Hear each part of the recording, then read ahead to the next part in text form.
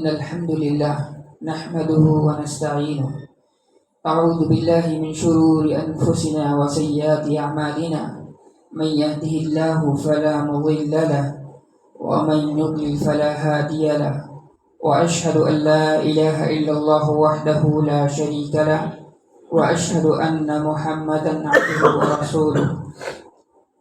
يا أيها الذين آمنوا اتقوا الله حق تقاته ولا تموتن إلا وأنتم مسلمون.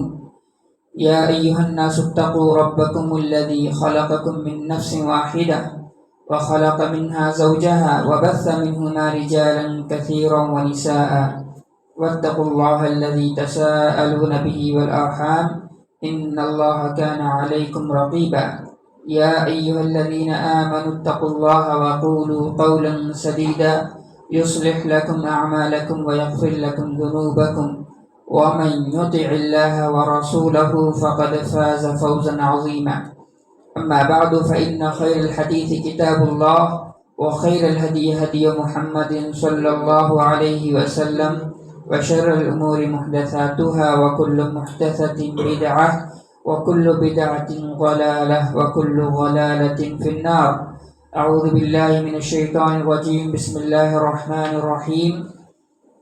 زين للناس حب الشهوات من النساء والبنين. وقال في موضع آخر إنما أموالكم وأولادكم فتنة. وقال أيضا المال والبنون زينة الحياة الدنيا. محترم حاضرین، انشاءاللہ آج کے خطبے میں ہم گفتگو کرنے والے ہیں حقوق الاولاد سے متعلق. یہ اولاد کے والدین کے تعلق سے والدین پر کیا کیا حقوق وارد ہوتے ہیں، انشاءاللہ ہم اس پر گفتگو کریں گے. یہ ہمارا موضوع ہوگا اور وقت جو کہ کم ہوتا ہے، اس لیے بہت ہی مختصر انداز میں اور جو اہم چیزیں ہیں میں وہ آپ کے سامنے رکھنے کی کوشش کروں گا. پہلی بات یہ کہ اولاد کی محبت، اولاد کی خواہش، یہ اللہ رب العالمین نے فطری طور پر انسانوں کے اندر اس کو رکھ دیا ہے. اللہ رب العالمین نے قرآن کریم میں اس کی طرف اشارہ کیا، زُيِّنَ لِلنَّاسِ حُبُّ الشَّهَوَاتِ مِنَ النِّسَاءِ وَالْبَنِينَ، کہ اللہ رب العالمین نے لوگوں کے لیے خوبصورت بنا کر کے پیش کیا ہے. پہلی چیز کیا ہے؟ عورتیں ہیں، اور دوسری چیز کیا ہے؟ اس کے بعد اولاد کی خواہش ہے. تو عورتوں کی خواہش ہونا اور اس کے بعد اولاد کی خواہش ہونا یہ فطری ہے. اس پر ہم اور آپ اگر بندش لگانا چاہیں، اس کو روکنا چاہیں تو روک نہیں سکتے. یہ فطری چیزیں ہیں اور اللہ رب العالمین نے انسانی فطرت کا لحاظ کیا ہے، اس کا خیال کیا ہے. اسی لیے اللہ رب العالمین نے نکاح کو مشروع قرار دیا، جائز قرار دیا، اور اسی وجہ سے اولاد کو بھی اللہ رب العالمین نے ہمارے لیے سکون کا ذریعہ بنایا، ہمارے لیے اطمینان کا ذریعہ بنایا. یہ اللہ رب العالمین کی بہت بڑی نعمت ہے. لیکن اسی کے ساتھ ساتھ یہ اولاد جو ہے نا، یہ ہمارے اور آپ کے لیے یہ فتنہ بھی ہے. فتنہ کا مطلب آزمائش. فتنہ کا مطلب کیا ہوتا ہے؟ آزمائش، یعنی جس کے ذریعے سے انسان کی آزمائش ہوتی ہے کہ وہ اپنے بچوں کی تربیت میں، اپنوں بچوں کے حقوق کی ادائیگی میں وہ کس قدر کامیاب ہوا ہے. انما اموالکم واولادکم فتنہ. اللہ رب العالمین نے مال کو اور اسی طریقے سے اولاد کو فتنہ قرار دیا ہے. انسان مال کے سلسلے میں وہ سارے جو راستے شریعت نے ہمارے لیے بند کر رکھے ہیں، انسان اس کو بھی کراس کر جاتا ہے. یہی مسئلہ جب اولاد کی بات آتی ہے تو آدمی اپنے اولاد کے لیے، اپنی اولاد کی خوشی کے لیے ہر جائز اور ناجائز حربے اور طریقے استعمال کرنے کی کوشش کرتا ہے. تو یہ اللہ رب العالمین نے یہ بتایا ہے کہ انما اموالکم واولادکم فتنہ، کہ مال اور اولاد یہ جو ہے آپ کے لیے آزمائش کا ذریعہ ہے. تو یہاں پر ہماری ذمہ داری یہ بنتی ہے کہ ہم اپنے بچوں کے تئیں ان تمام چیزوں کو ادا کریں جو ہمارے اوپر واجب ہیں. اس کے ساتھ ساتھ ان راستوں سے بچیں جو حرام کی طرف لے جاتی ہیں یا دوسروں پر ظلم و زیادتی کا ذریعہ بنتی ہیں. تو یہ بنیادی چیزیں ہوں. اور اللہ رب العالمین نے یہ جو مال ہے نا اور یہ اولاد ہیں، اسی کے ذریعے سے اللہ رب العالمین نے پوری دنیا کو خوبصورت بنایا ہے۔ اللہ رب العالمین نے کہا المال والبنون زینت الحیات الدنیا، المال والبنون زینت الحیات الدنیا، کہ مال اور اولاد یہ دونوں جو ہے دنیا کی خوبصورتی ہیں۔ دنیا جو آباد ہے وہ انہی دونوں سے ہے۔ اگر مال نہ ہو تو دنیا پھیکی لگے، اور گھر میں اگر اولاد نہیں ہے تب بھی آپ کی ساری کمائی لگتا ہے کہ بیکار ہے، ضائع ہے۔ آپ کے بعد کون اس کو سنبھالے گا، کون اس سے فائدہ اٹھائے گا، آپ کو نہیں معلوم ہے، آدمی پریشان ہو جاتا ہے۔ تو اس اللہ رب العالمین نے اس دنیا کو سجایا ہے، اس دنیا کو سنوارا ہے اولاد کے ذریعے سے۔ تو اللہ رب العالمین نے جو یہ نعمت دی ہے، واقعی یہ بہت بڑی نعمت ہے۔ آپ ان سے پوچھیں جن کو اللہ رب العالمین نے اولاد کی نعمت سے محروم کر دیا ہے، آپ ان سے پوچھیں۔ نعمتوں کی حقیقی قدر وہی جانتا ہے جو نعمتوں سے محروم ہوتا ہے۔ تو اللہ رب العالمین کا بہت بڑا انعام ہوتا ہے، فضل ہوتا ہے ان لوگوں پر جن کو اللہ رب العالمین نے اولاد سے نوازا ہے۔ لیکن نعمتوں کے ساتھ ساتھ کچھ ذمہ داریاں بھی ہم پر عائد ہوتی ہیں۔ وہ ذمہ داریاں کیا ہیں؟ ہر والدین کو اس کا جاننا ضروری ہے اور اس کو صحیح طور پر ادا کرنے کی کوشش کرنی چاہیے۔ میں انشاءاللہ میں اپنی باتیں ادھر ادھر نہ کرتے ہوئے ڈائریکٹ جو اہم چیزیں ہیں جو حقوق سے متعلق ہیں صرف ان باتوں پر فوکس کروں گا۔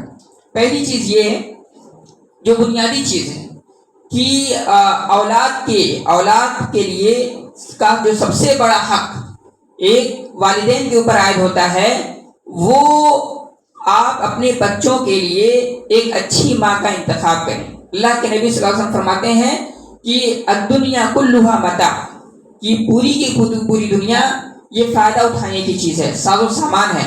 وخیر متاع الدنیا المرأة الصالحہ، اللہ کے نبی صلی اللہ علیہ وسلم فرماتے ہیں کہ سب سے بہترین دنیا کی سب سے بہترین چیز اور سب سے ایسی چیز جس سے فائدہ اٹھانا چاہیے کہ انسان کو، وہ مرأة الصالحہ ہے، وہ نیک اور اچھی بیوی ہے۔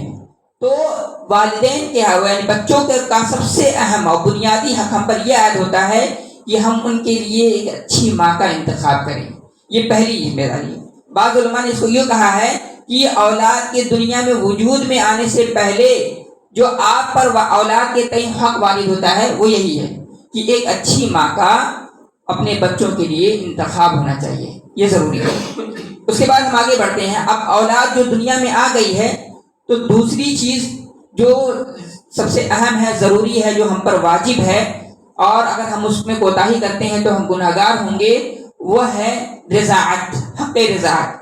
اللہ رب العالمین نے قرآن کریم میں اس کا تذکرہ کیا، والوالدات یرضعن اولادہن حولین کاملین، والوالدات یرضعن اولادہن حولین کاملین لمن اراد ان یتم الرضاعہ۔ اللہ رب العالمین نے کہا کہ والداؤں پر یعنی ماؤں پر یہ ذمہ داریاں ہیں اور لازم ہے کہ یرضعن اولادہن، کہ اپنے بچوں کو دودھ پلائیں گی حولین کاملین، 2 سال تک۔ مدت رضاعت کتنی ہے؟ 2 سال تک۔ تو 2 سال سے اگر بچہ زیادہ ہو جاتا ہے تو اس کے بعد جو ہے دودھ پلانا بند کر دینا چاہیے۔ عموماً بچے عام طور پر خواتین جو ہے دودھ چھوڑا دیتی ہیں، لیکن ویسے بھی ذمہ داری عائد ہوتی ہے کہ 2 سال کے بعد بچوں کے لیے حق رضاعت یہ ممنوع ہو جاتا ہے۔ اس کے بعد ہماری یہ ذمہ داری بنتی ہے کہ ہم بچوں کو جو ہے حق رضاعت سے ساقط کر دیں، ان سے الگ کر دیں۔ لیکن یہاں ایک سوال یہ ہے کہ ہمارے ہاں جو عام طور پر جو ماحول ہے، جو کلچر ہے، وہ ہوتا یہ ہے کہ گھر کی خواتین جو ہیں وہ چاہے جو بھی اسباب ہوتے ہوں، چاہے جو بھی وجوہات ہوتے ہیں، وہ کرتی کیا ہے کہ 2 سال سے پہلے ہی یا 6 مہینے کے بعد سے ہی جو بچوں کا حق رضاعت ہے، یعنی جو دودھ پلانے کا جو مسئلہ ہے، وہ اس سے ان کو محروم کرنے لگتی ہیں، چاہے کوئی بھی وجہ ہو۔ لیکن یہ جو چیزیں ہیں، جو 2 سال کا جو وقفہ رکھا ہے، یہ واجب نہیں ہے۔ اس کی دلیل کیا ہے؟ اللہ رب العالمین نے اس کے آگے کہا والوالدات یرضعن اولادہن حولین کاملین لمن اراد ان یتم الرضاعہ، یعنی جو شخص یہ چاہتا ہے کہ 2 سال کی مدت پوری کرے تو وہ کر سکتا ہے، اور نہیں کرنا چاہتا ہے تب بھی اس میں کوئی حرج نہیں ہے۔ لیکن اہل علم نے اس کے لیے 2 شرطیں مقرر کی۔ پہلی شرط کیا ہے؟ پہلی شرط یہ ہے التراضی للوالدین۔ اللہ رب العالمین نے قرآن کریم میں ارشاد فرمایا فَإِنْ أَرَادَا فِصَالًا عَنْ تَرَاضٍ مِنْكُمَا، یعنی اگر آپ چاہتے ہیں کہ آپ اپنے بچے کو دودھ نہیں پلائیں تو اس میں شوہر اور بیوی دونوں کا اتفاق ہونا چاہیے۔ اگر شوہر چاہ رہا ہے کہ نہیں بچے کو حق رضاعت ملنا چاہیے اور بیوی نہیں چاہ رہی ہے تو ایسے میں شوہر کی بات جو ہے وہ مانی جائے گی، بیوی کا اعتبار نہیں ہوگا۔ تو اتفاق ضروری ہے۔ دوسری شرط یہ ہے اللہ یتضرر الولد ولا تضار والدۃ بولدها ولا مولود له بولدہ، یعنی یہ کہ اگر دودھ چھڑانے کی وجہ سے بچے پر کوئی نقصان نہ ہوتا ہو، جسمانی نقصان، صحت کے اعتبار سے کوئی نقصان اس کو نہ پہنچتا ہو، تو ان دو شروط کے ساتھ، ان سارے شروطوں کا تذکرہ قرآن میں موجود ہے، ان دو شرطوں کے ساتھ اہل علم نے اس بات کی اجازت دی ہے کہ اگر کوئی والدہ اپنے بچوں کو 2 سال سے پہلے دودھ چھڑانا چاہتی ہیں تو یہ 2 شرطیں ہیں۔ زوجین کا یعنی میاں بیوی کا اتفاق ہونا چاہیے۔ دوسری چیز یہ ہے کہ اس دودھ چھڑانے کی وجہ سے بچوں کو صحت کے اعتبار سے کوئی نقصان نہ ہو۔ تو اگر یہ دونوں شرطیں پائی جا رہی ہیں تو دودھ چھڑانے میں کوئی حق نہیں، کوئی حرج نہیں ہے۔ تو یہ پہلی چیز ہوئی۔ لیکن مجموعی طور پر دودھ پلانا بچوں بچوں کا یہ حق ہے، اور یہ حق جو ہے واجب ہے، یہ شرعاً یہ حق واجب ہے، اس کا خاص خیال رکھنا چاہیے۔ اسی طریقے سے حضانہ، دوسرا مرحلہ یہ آتا ہے کہ بچے جب چھوٹے ہوتے ہیں نا، جب بالکل پیدا ہوتے ہیں تو ان کو بہت زیادہ کیئر کی ضرورت ہوتی ہے، دیکھ بھال کی بہت زیادہ ضرورت ہوتی ہے۔ انسان اس میں اپنا روٹین بھول جاتا ہے، اپنی نیند کو بھول جاتا ہے، اپنی اور دوسری جو مصروفیات ہوتی ہیں اس کو ترک کر دیتا ہے، حتیٰ کہ گھر کا ماحول بھی بدلنے لگتا ہے، کیونکہ بچوں کے کھانے کا کوئی وقت نہیں ہوتا، پینے کا کوئی وقت نہیں ہوتا، سونے کا کوئی وقت نہیں ہوتا، رونے کا کوئی وقت نہیں ہوتا، بہت ساری چیزیں ہوتی ہیں، اور ہر وقت جو ہے اس کو نگہداشت کی، رہنمائی کی، خیال کی اور کیئر کی ضرورت ہوتی ہے۔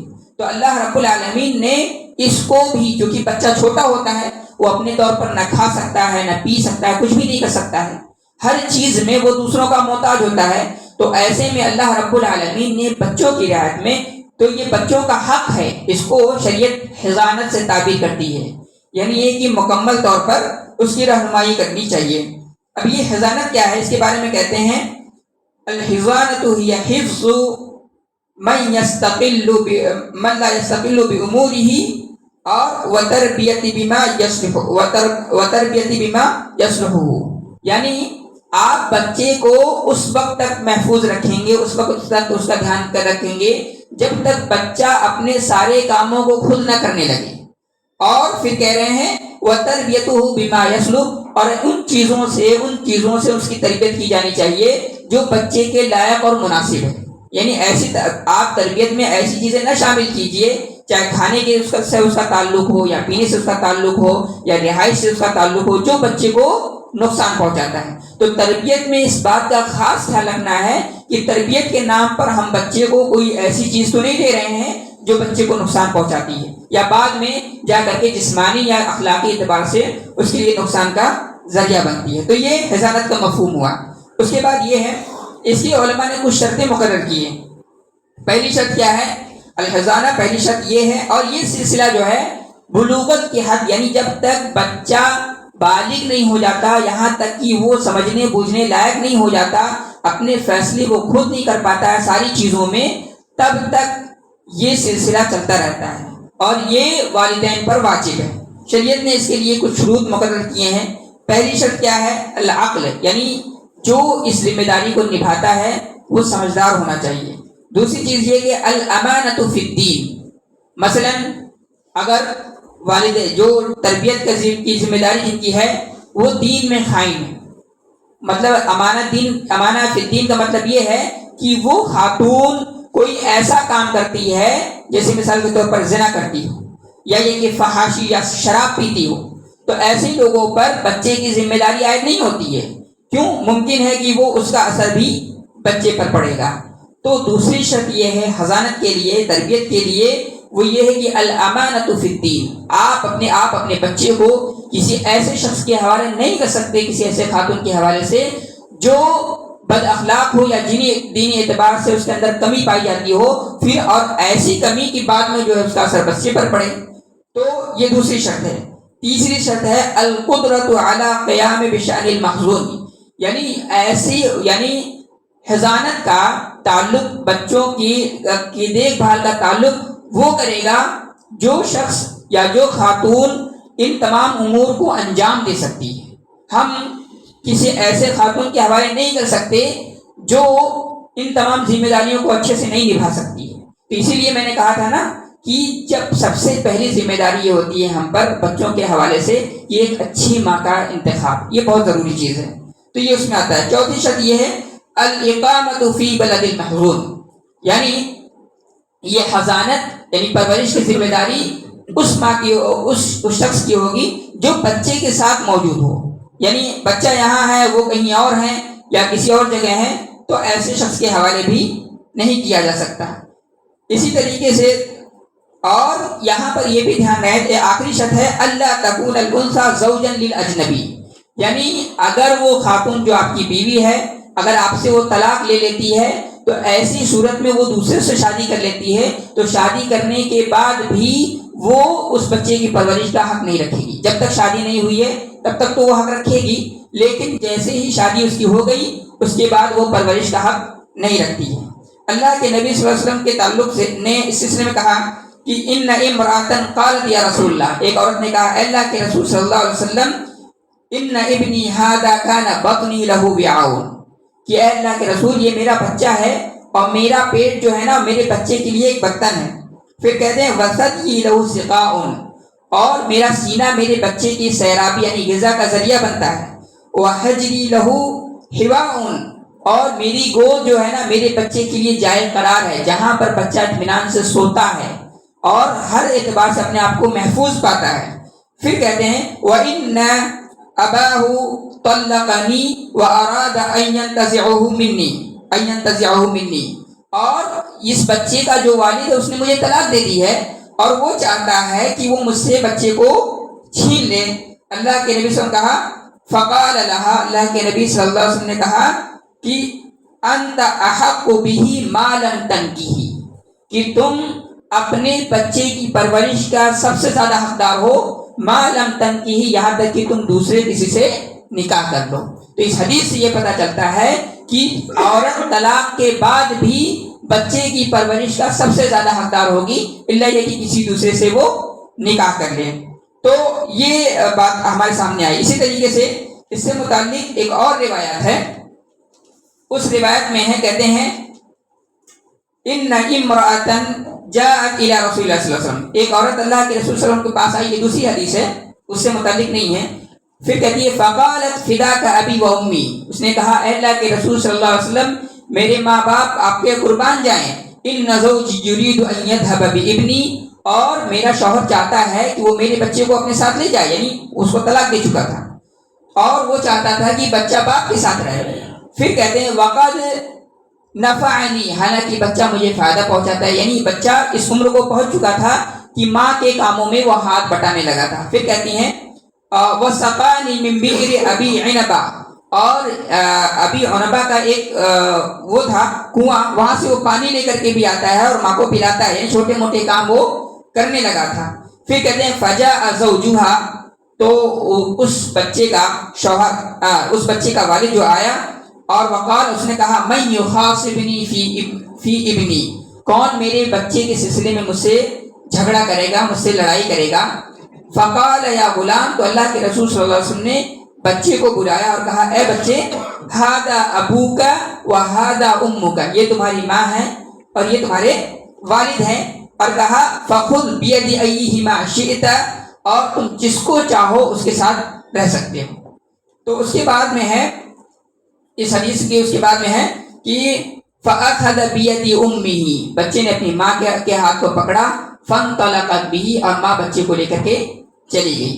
اس حدیث کے بعد علامہ البانی رحمۃ اللہ اسی سلسلے میں فرماتے ہیں وَيَنبَغِي أَلَّا يَكُونَ هَذَا بِإِطْلَاقٍ بَلْ يُقَيَّدُ بِمَا إِذَا حَصَلَتْ بِهِ مَصْلَحَةُ الْوَلَدِ، یعنی اس حدیث کو بیان کرنے کے بعد علامہ البانی رحمۃ اللہ علیہ فرماتے ہیں کہ یہاں پر یعنی بچہ جب سن تمیز کو پہنچ جائے، یعنی اس عمر کو پہنچ جاتا ہے کہ وہ سوچنے سمجھنے کی صلاحیت رکھ دیتا ہے، تو ایسی صورت میں بچے کو آزادی ہے کہ چاہے وہ ماں کے ساتھ رہے یا باپ کے ساتھ رہے۔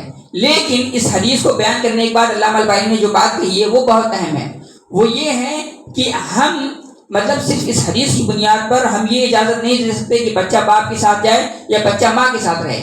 ہمیں اس ٹائم یہ بھی دیکھنا ہے کہ بچے کی مصلحت اس کیا کیا تقاضا کرتی ہے۔ بچے کی مصلحت تقاضا کرتی ہے کہ باپ کے ساتھ رہے گا تو زیادہ محفوظ رہے گا، زیادہ اچھے سے تربیت ہو پائے گی، تو ہم باپ کے ساتھ جانے دیں گے، اور ماں کے ساتھ محفوظ رہے گا، ماں کے ساتھ اس کی تربیت زیادہ اچھے سے ہو پائے گی، تو ہم ماں کے ساتھ جانے دیں گے۔ تو یہ ہے مطلب یہ نہیں ہے کہ علی الاطلاق بچہ جب تربیت کے وہ اصلاح ہو گیا، شعور ہو گیا اور جاننے بوجھنے کی کوشش کا شعور ہو گیا ہے تو ہم وہ جس کے ساتھ جانے دیں، تو ہم ایسا نہیں کر سکتے، بلکہ اس میں اس بات کا لحاظ کیا جائے گا کہ بچے کی مصلحت کدھر غالب ہے، باپ کی طرف یا پھر ماں کی طرف۔ یہ پہلی چیز ہوئی۔ اسی سے متعلق ایک اور حدیث ہے مسند احمد کے اندر، اس حدیث میں دوسری حدیث ہے، اس سے متعلق نہیں ہے، اس میں ایک صحابی ہے رافع بن سنان رضی اللہ تعالیٰ عنہ، وہ مسلمان ہو گئے، ان کی اہلیہ جو ہے وہ مسلمان نہیں ہوئی، اور اس میں ہوا یہ کہ پھر وہی مسئلہ آیا، سیم وہی مسئلہ۔ اب بچہ جو ہے سن شعور کو پہنچ چکا ہے، اور اس موقع پر اللہ کے رسول صلی اللہ علیہ وسلم نے بچے کو بلایا، کہا یہ تمہاری ماں ہے، یہ تمہارے والد ہیں، تم جس کے ساتھ چاہو اس کے ساتھ رہ سکتے ہو۔ تو بچہ جو ہے ماں کی طرف مائل ہو رہا تھا۔ اللہ کے نبی صلی اللہ علیہ وسلم نے کو لگا کہ بچہ اگر ماں کی طرف مائل ہوگا تو بچے کی مصلحت ظاہر اس بات کا تقاضا نہیں کرتی تھی۔ اللہ کے رسول صلی اللہ علیہ وسلم نے دعا کی، اللہم اہدہ، اے اللہ تو اس بچے کو ہدایت دے۔ پھر بچہ جو ہے ماں کی طرف جاتے جاتے باپ کی طرف مڑ گیا۔ تو اس حدیث سے بھی یہ پتہ چلتا ہے کہ بچہ جب سن شعور کو پہنچ جائے اور ماں جو ہے ایسے موقع پر ماں چاہے طلاق یافتہ ہو گئی ہو، تو اس موقع پر وہ بچے کی مصلحت کے مطابق بچے کے حق میں فیصلہ کیا جائے گا۔ یہ راجع بات تھی تب دلائل کی روشنی میں جو میں نے آپ کے سامنے رکھا ہے۔ تو یہ دوسری چیز ہوئی جو والدین پر اولاد کے تعلق سے جو چیزیں فرض ہیں۔ تیسری چیز ہے النفقہ۔ اللہ رب العالمین نے قرآن کریم میں اس کا ارشاد فرمایا ہے، وَعَلَى الْمَوْلُودِ لَهُ رِزْقُهُنَّ وَكِسْوَتُهُنَّ بِالْمَعْرُوفِ، کہ والد پر واجب ہے کہ وہ ماں کے رزق یعنی ان کے نفقے کو اٹھائے اور ان کے کپڑے وغیرہ کا انتظام کرے۔ تو کیوں کرے گا؟ اس لیے کیونکہ وہ بچوں کی پرورش کرتی تھی۔